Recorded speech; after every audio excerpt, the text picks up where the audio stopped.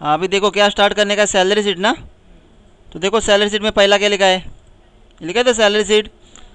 उसके बाद name, name मतलब स्टाफ का नाम दिया है। जो मंथ का सैलरी निकलते ना, वही हमें बताने का है कि सैलरी शीट कैसे कैलकुलेट करने का है। तो पहले क्या लिखा है, स्टाफ का नाम लिखा है।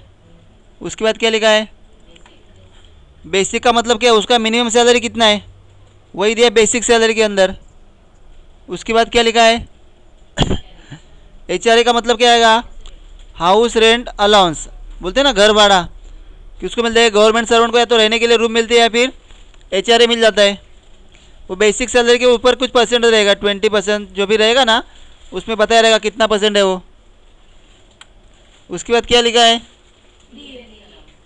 DA मतलब क्या आएगा, डियरनेस अलाउंस, महंगाई बढ़ता रहता है ना, डियरनेस अलाउंस। DA मतलब क्या आएगा, डियरनेस अलाउंस, महंगाई बढ़ता रहता है।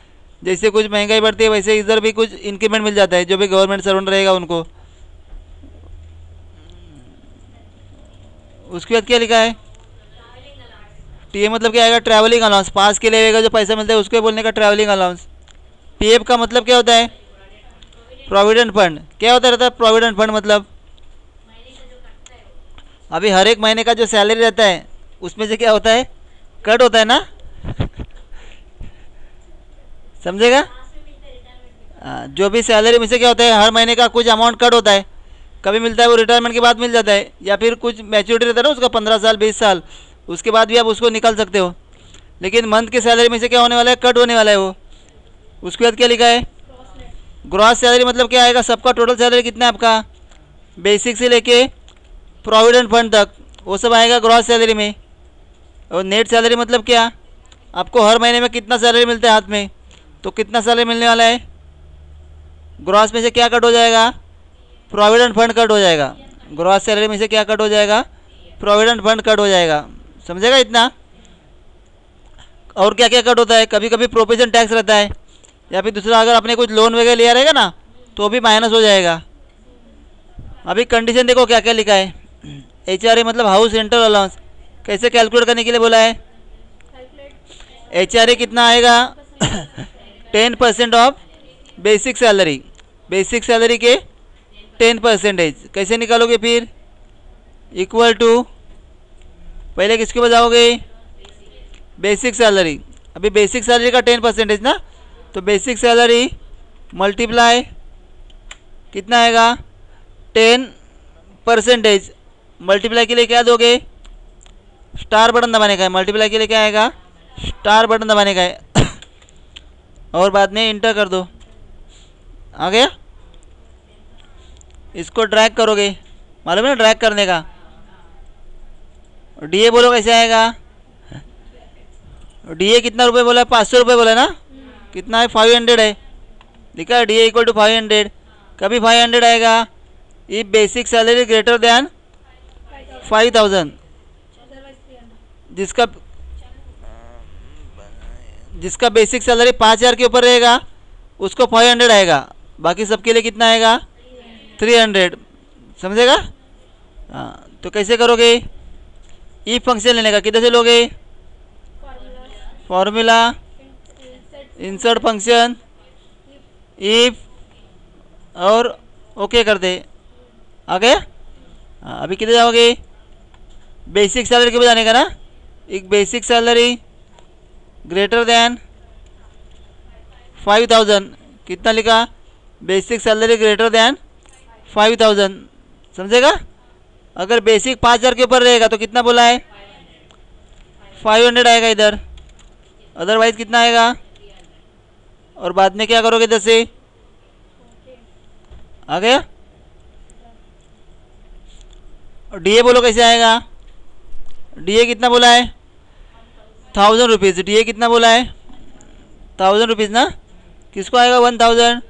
अगर बेसिक सैलरी 10,000 के ऊपर रहेगा तो, अदरवाइज 600।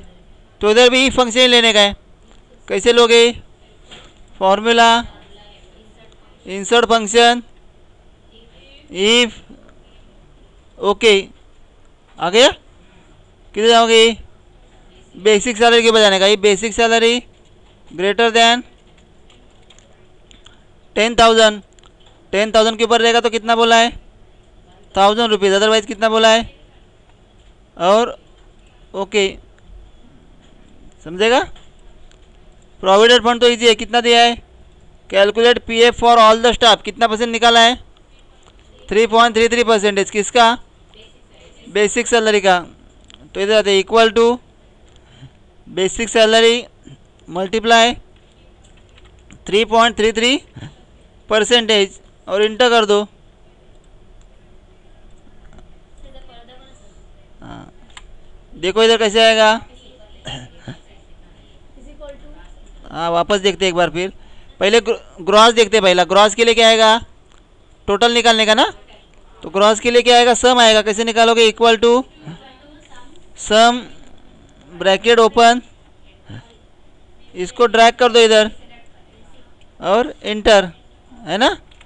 और नेट सैलरी कैसे आएगी, ग्रॉस में इसे क्या करने का, माइनस करने का ना। तो पहले ग्रॉस सैलरी के बजाते, ग्रॉस सैलरी माइनस क्या माइनस करोगे, प्रोविडेंट फंड, और इंटर कर दो। समझेगा इतना, आया। बोलो वापस कैसे निकाल दे एक बार।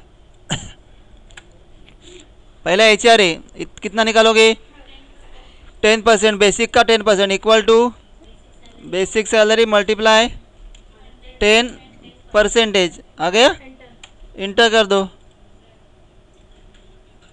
बाद में DA ना, DA के लिए इफ फंक्शन लेने का है। कैसे लोगे, इंसर्ट फंक्शन इफ ओके। आ गया। अभी क्लिक किधर करोगे, इधर नहीं क्लिक करना है, किसके ऊपर क्लिक करोगे, बेसिक के ऊपर क्लिक करने का है। ग्रेटर देन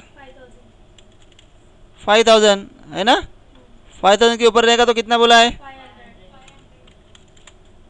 अदरवाइज 300, है ना। अभी TA के लिए भी सेम आएगा, formula insert function if okay, किसके ऊपर जाओगे, बेसिक सैलरी ग्रेटर देन कितना बोला है, 10,000 के ऊपर रहेगा तो कितना बोला है, अदरवाइज 600। समझेगा। PF तो इजी है, PF कितना बोला है, सिर्फ बेसिक का 3.33%। जैसे HR निकाला वैसे आएगा, equal to basic salary multiply %। आ गया। ग्रॉस मतलब आएगी सबकी टोटल, इक्वल टू क्या लिखोगे, सम ब्रैकेट ओपन, इतना ड्रैग कर दो और इंटर। और नेट सैलरी कैसे आएगी, equal to gross salary minus PF और इंटर कर दे। करोगे इतना, करो इतना।